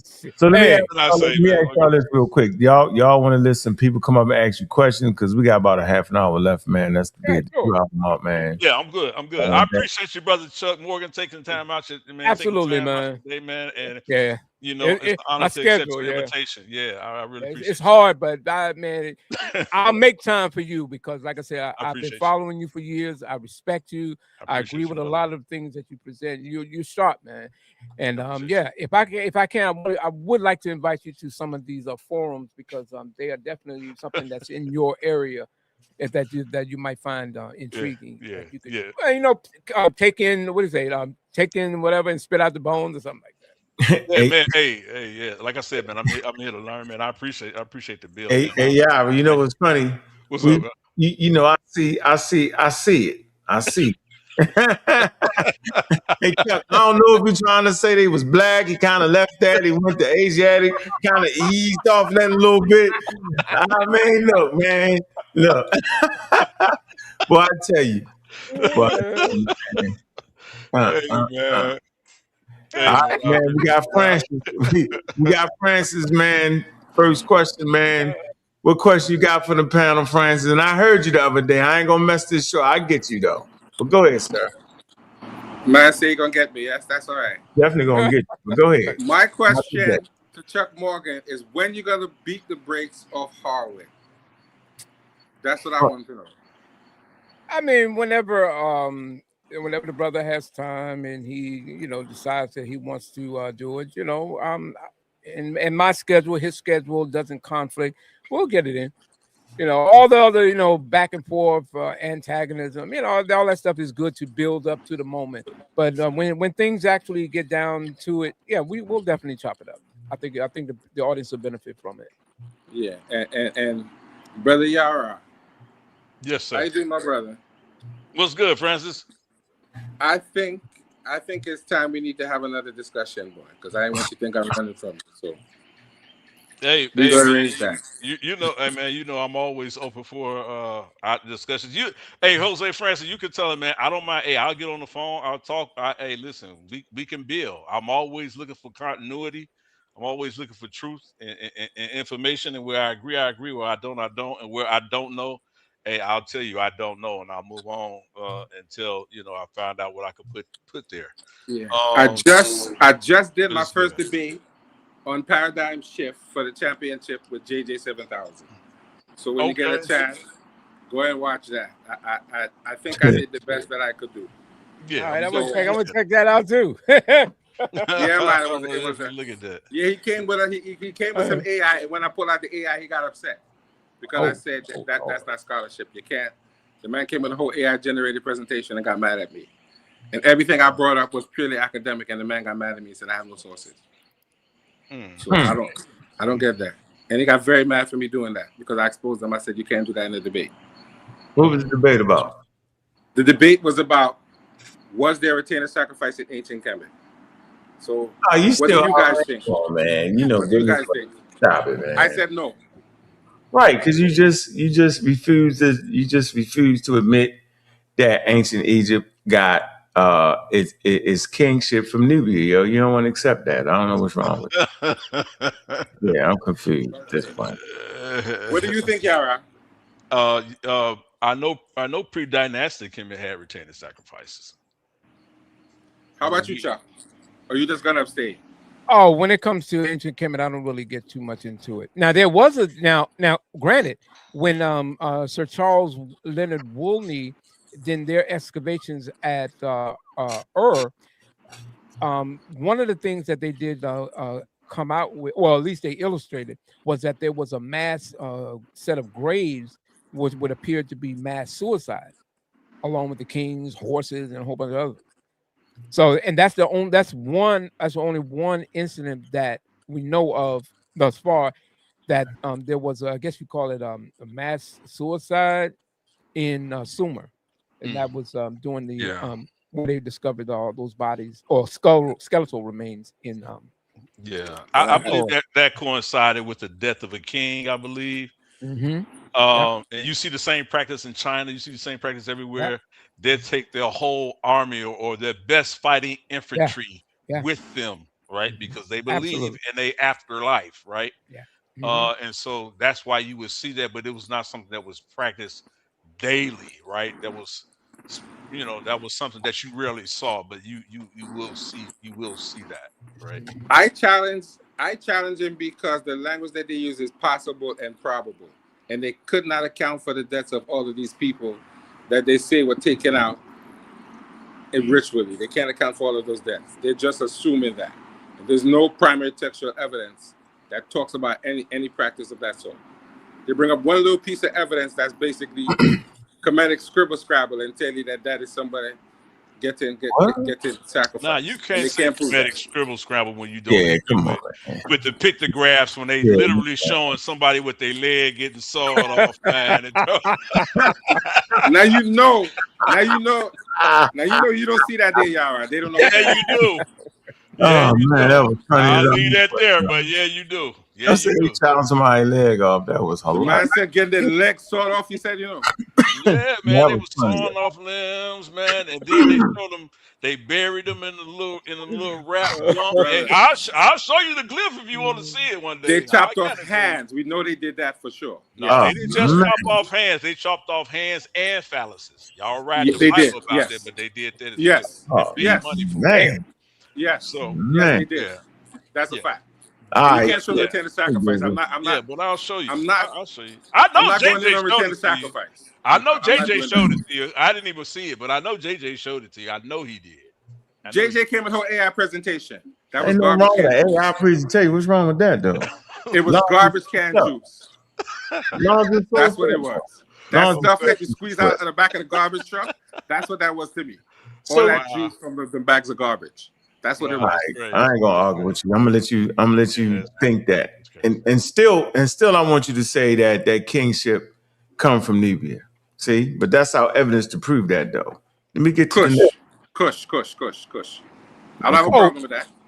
Kush. I do. Yes, that the is Kushites. Yes, the Kushites were their bigger brothers. I don't have a problem with that. That's a fact. Were they bigger brothers? What are you talking about, man? You Dr. The Kushites founded the civilization. No, man. They were not different people. Come on, man. You gotta stop that, yo. Well, prove me wrong. You can't prove me wrong. No, come on, man. You're not gonna prove me wrong. No, I'm not gonna argue with you today. Not today. I know you're not gonna argue because there's no argument to be made other than what I said is true. All right, man. If you all of that was a part of Kemet. You think about it, but the man just showed you the Neurok study, Old Kingdom. He would bust your head with that. You saying that was a Cushite burial right there? Did you hear me say that? You're not listening. Yeah, I never said that. Are you listening to the program? I didn't say that. Is very clear. You're not listening. Narmer was from the South. You don't read the text, so how are you going to argue? And you said you don't read the text. So how are you arguing with me about a text that you say you don't need to read? You can't do that, because I'm not listening. You can't argue about text that you say you don't read. And you said it yourself. Because I'm moving to the next call. That's what I'm going to do. What's up? Hold on, you see what I'm saying? You see? Now he mad at me. You see? I'm not mad at you. Now he mad. I'm not mad at you, yo. Come on, bro. Right. I said what I said is what I mean. If you don't read the text, you can't lead you can't lead the I'm not backing up for that. I'm just saying I never heard a person with expertise make such a statement. I've never heard that before. That's new. That's YouTube-y. So I don't have to be an expert in reading the text. It's definitely that's not what I said. I didn't say expert, brother. Don't misquote what I said. No, what I didn't cut you off. I can't take the cutting off thing. I need to be able to have a concise conversation. Everybody, don't back and forth with me no more. I'm just done with that. So I'm simply saying that experts don't say that. You have experts that can read text, experts that don't. They deal with archaeology, and they merge the ideas together, right? It's called interdisciplinary. So an archaeologist can't say, well, if you can't dig in the dirt, then you can't do this. That's not how that works. No one says that, right? It makes no sense. It's incoherent to say that if you can't read the text, that you can't bring an archaeological survey, or you can't do this and you can't do that. That's a wild statement, right? What's up, King J? How you doing, brother? Man, I'm doing well. I'm doing well. Peace to the panel. Three of my favorite brothers. You know what I'm saying? On the same panel at the same time. So figure I couldn't go wrong with it. You know what I mean? What's up, King J? What up, Chuck? Man. You already know. Really no questions. I'm really just more of supporting y'all on the panel. I did have so in regards to, and we kind of caught it in the chat. Yara, when we talked about the blackheads, right? Now, Chuck, I do think in regards to when you spoke about Kish and how a lot of times the blackologists like to make the comparison with Kush and Kish and how that's a false cognate. Could you go more and a little bit more into that just to clear that up as far as, you know, who those that Kish and distinguish between the Kush and Kish? Okay. Yeah, and that was another one of those shows that I did on the Dagger Squad. That particular one, and here's the thing, and I don't want to sound smug or anything. That was one that I shared with some people in a good position. One of two of my teachers, Joshua Bowen, Gabriel Barra. I did this on my own, and because Joshua Bowen's his not his thesis, what do you call it? I forgot what he called it. His dissertation was on ancient Kish, and what I had put together was something that he was unfamiliar with, or he just didn't put that part together. So, I mean, even the amateur can contribute to through the bigger a school of Assyriology. That's what I think, and I'm like, wow, you ain't never heard of that. But anyway, let me pull this up. So, where we at? I'm gonna pull this up. This was part of that presentation. I'm trying to get this thing put into a book form. Okay. Where is it at? Oh, I see it. Okay. As far as here we go. Okay. Now let's investigate. Blah, blah, blah. Okay. So Kish, right? Kish, we know, is a location in northern Mesopotamia.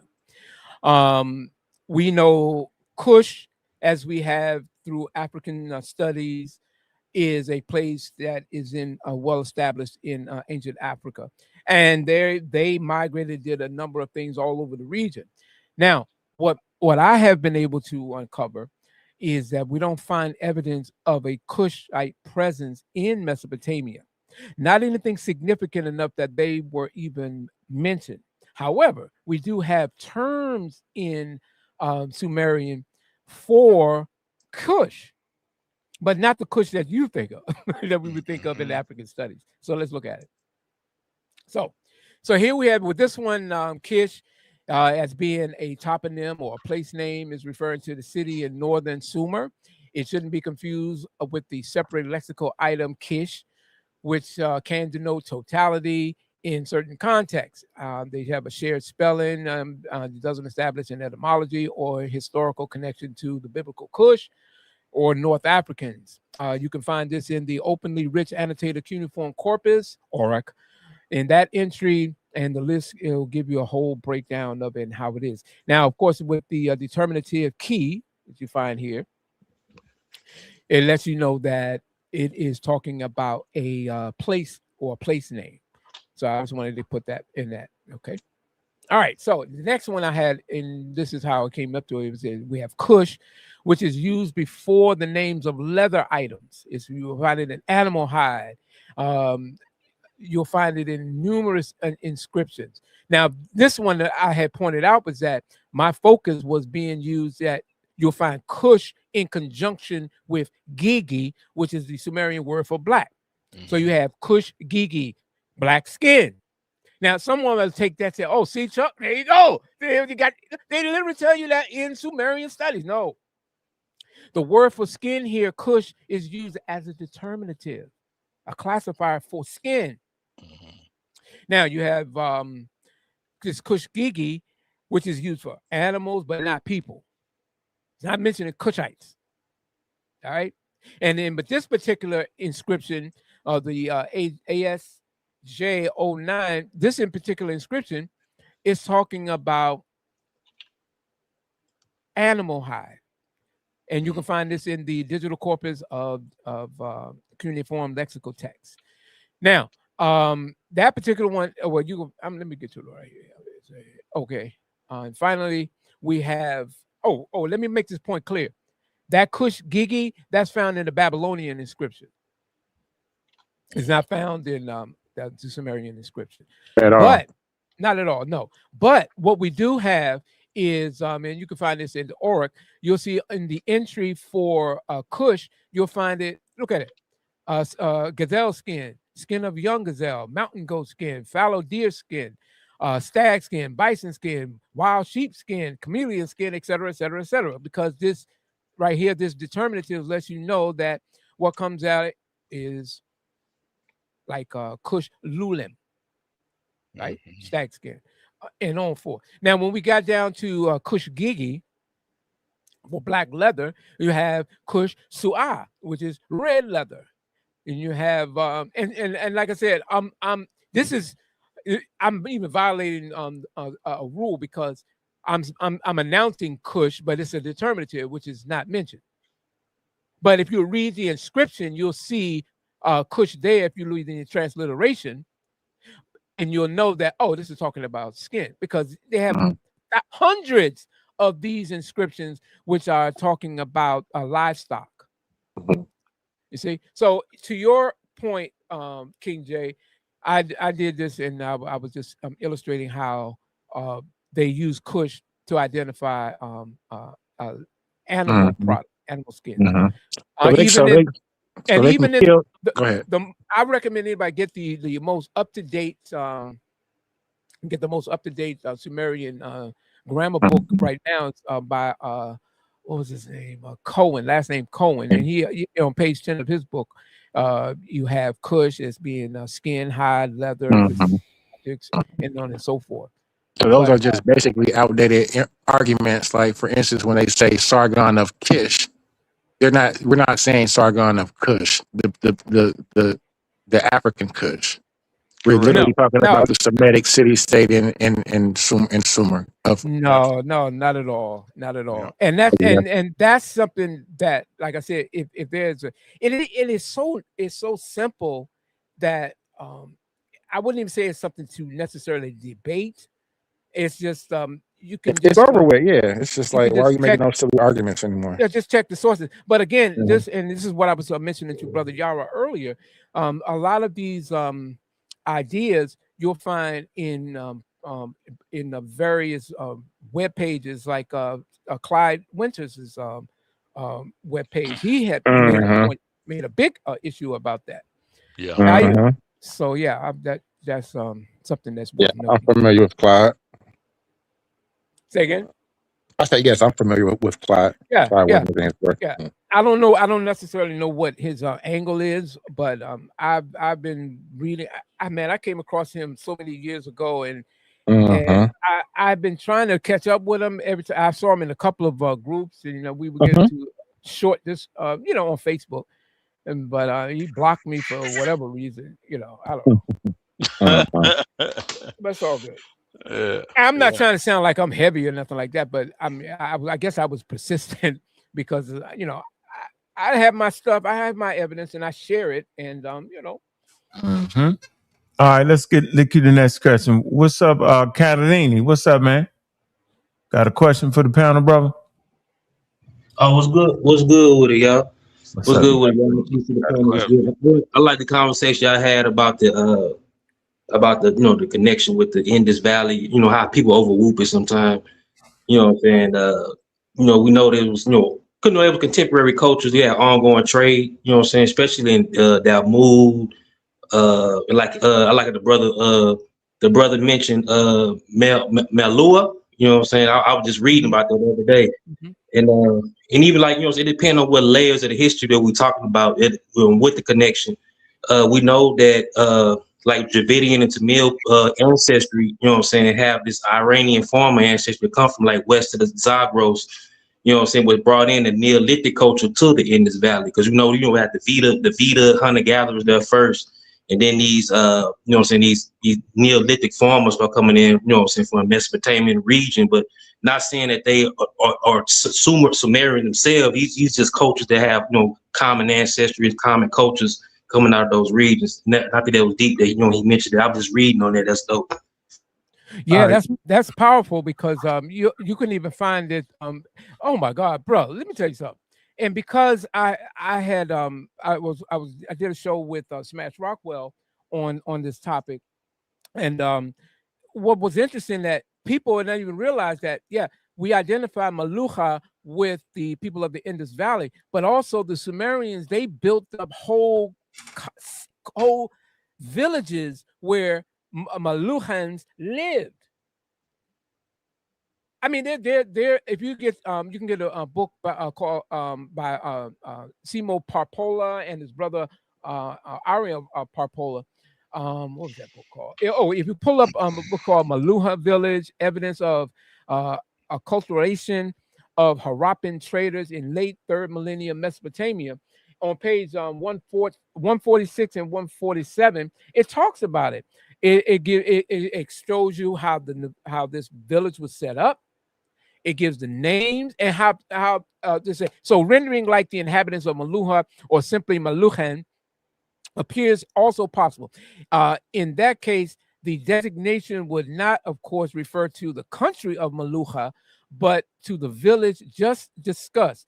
Ever to correct the interpretation, the use of Maluha as a personal name or as a civic identifier implies that the person thus designated was in some way by skin color, lineage, tongue, or religion associable with the people of the country of Maluha, and the fact that a man with a Sumerian name could give us or give his son the name of Maluha. Conversely, that a man in Maluha could have a son with a Sumerian name is clear evidence of Sumerization of name bearers. So, but my point in that is you got multiple inscriptions, not to mention artifacts from in this valley, where you'll find them in this period in a place like Nirsu. Yeah. I read And going all the way back to Sargon, going all the way back there, you can go to the Museum Journal of the Inscriptions of the Kings of Agade. On the earliest attestation of Maluha can be found in the inscription of Sarkan of Akkad, referring to Maluhan ships that docked at the capital of Agade. And it literally explains the ships of Maluha, the ships of Magan, the ships of Dilman. He collected in the keys in front of Agade. Sarkan, the king of Akkad, and on and on and on. So yeah, it's well documented that Indus Valley civilization, through trade, cohabited at times and may have even intermixed with them at times, but definitely not saying that the people of Dravidian or Tamil, whatever, are Sumerian. No, they make a definite distinction between the two. Yeah, they might even have the same common ancestor too, for like on a Neolithic level. Even that's way too far back, even way before even was Sumeria, like 10,000 years ago back. No doubt. You know, when the wheat and barley, wheat and barley come out of Mesopotamia, they went into Harappian culture, and and they also found a Neolithic culture that they're saying now the Tamil and Dravidian culture come from, called the Maragor culture. You know what I'm saying? Which is that 70,000 BC to 2,500 BC. And they saying like, the Tamil and Dravidian culture come out of this particular Zagrosian, culture that went into the Indus Valley and intermixed with the Veda culture that was already there. And that's even right before the Indo-Europeans or Indo-Aryans came in. You know what I'm saying? So you had Neolithic culture before the Indo-Aryan cultures or languages came there too. So it's all it's different people, different amalgamations of different people, and then you got the Proto-Elamite culture in between those two cultures too, right there. So there probably are different contemporary cultures that got relations in certain different ways. So, what do you think about the Ubaid dynasty, about 5,500 BC, in regards to possibly origins of a Sumerian people? Oh, me? Excellent. Hey, look. Y'all ask that last question, man. We got 2 minutes left, man. We're gonna get up out of here, man.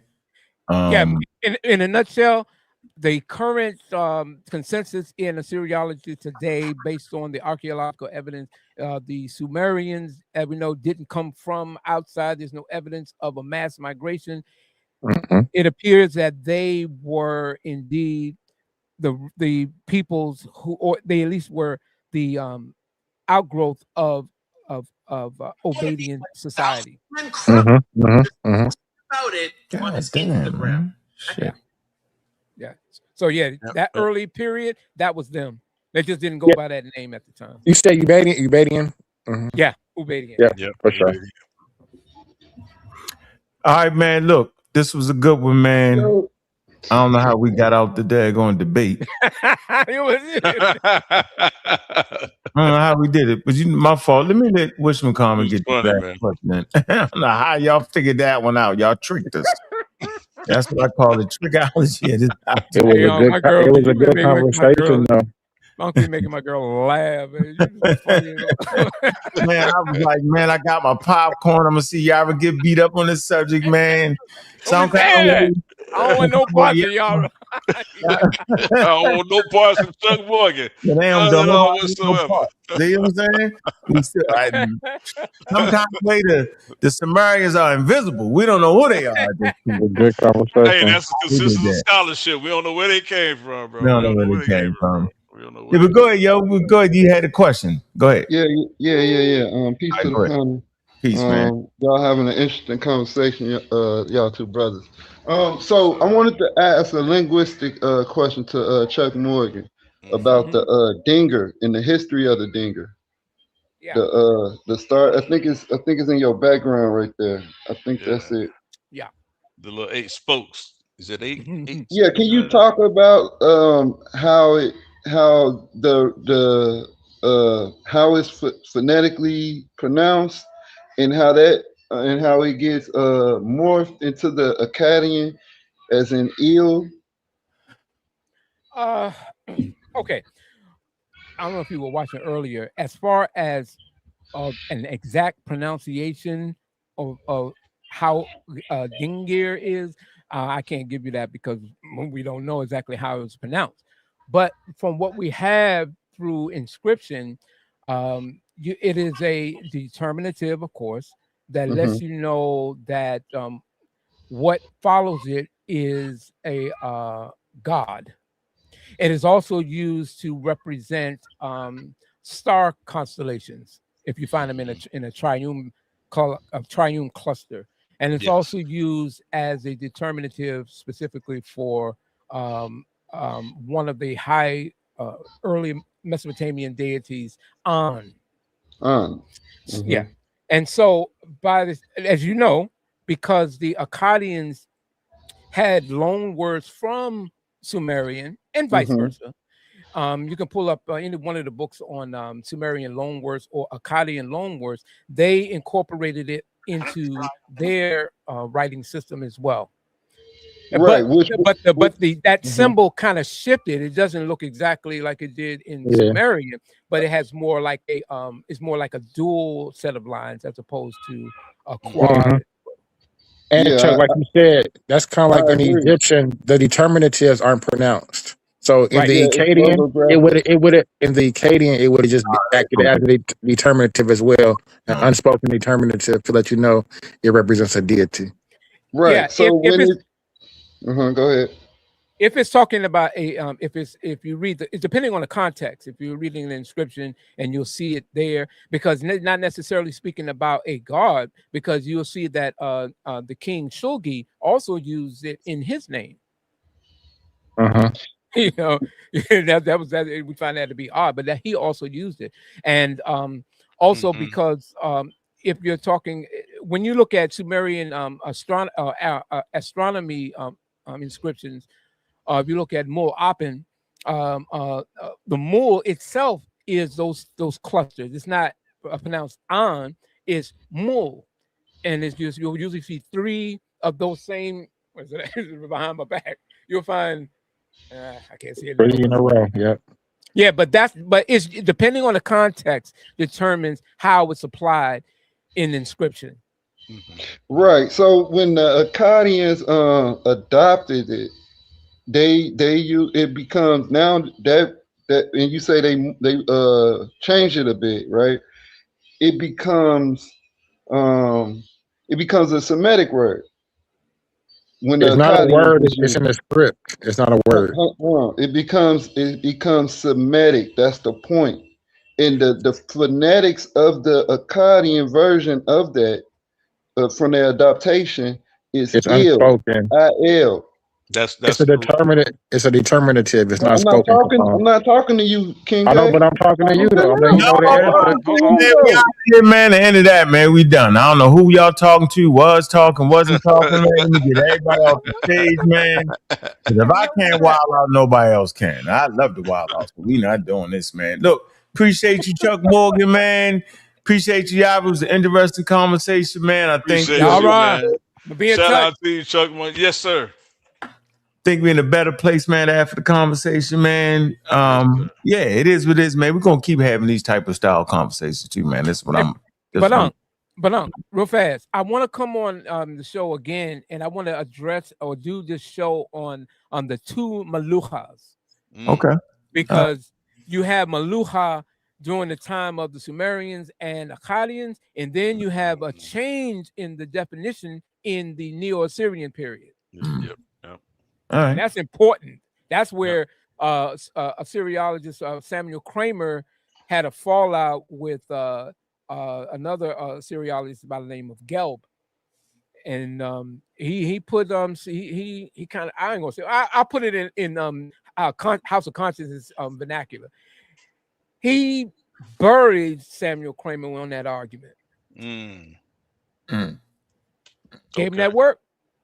Yeah, He was man. never the same. He had, matter of fact, Kramer had to change it. But he said, I'm going to India and I'm going to investigate. And he came back, he kind of altered it.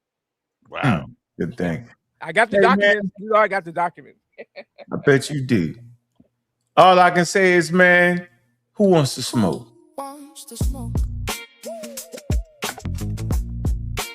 Who wants to smoke? Yeah. Who wants to smoke? Yeah.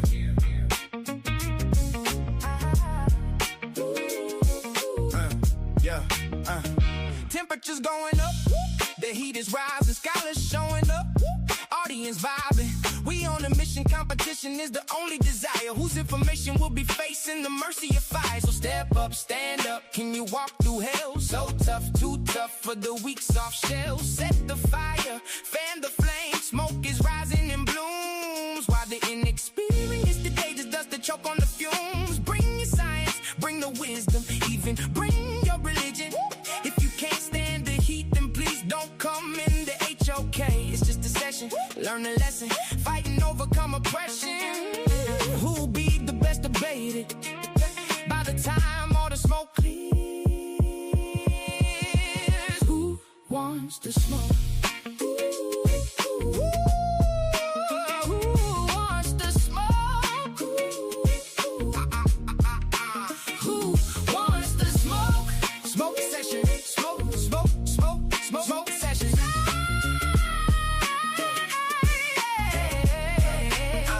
Want the smoke? This environment is the toughest, so bring your best and put your spirit to the test. You stepping into the ring with the scholar with the no digits harder. I will make you holler in the information flow with power. You wanted to peak, the elite, the undisputed. Now watch as your outdated theories get refuted. I'm posted in the den, let the world burn.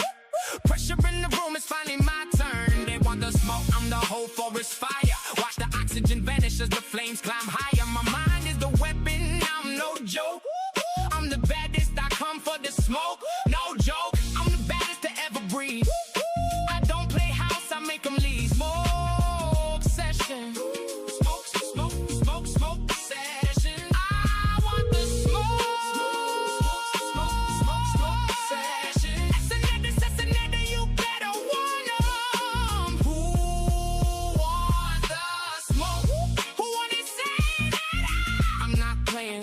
Oh my God, sa.neter, stop playing with me. Now, Paul, you better tell him, you better tell her now, Paul. Stop playing with me.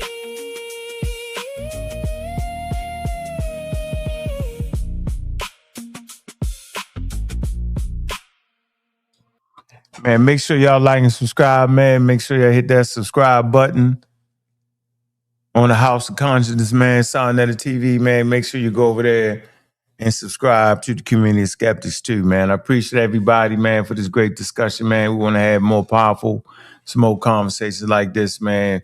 We just want to make sure we control the environment, man, and make sure y'all get this information, man.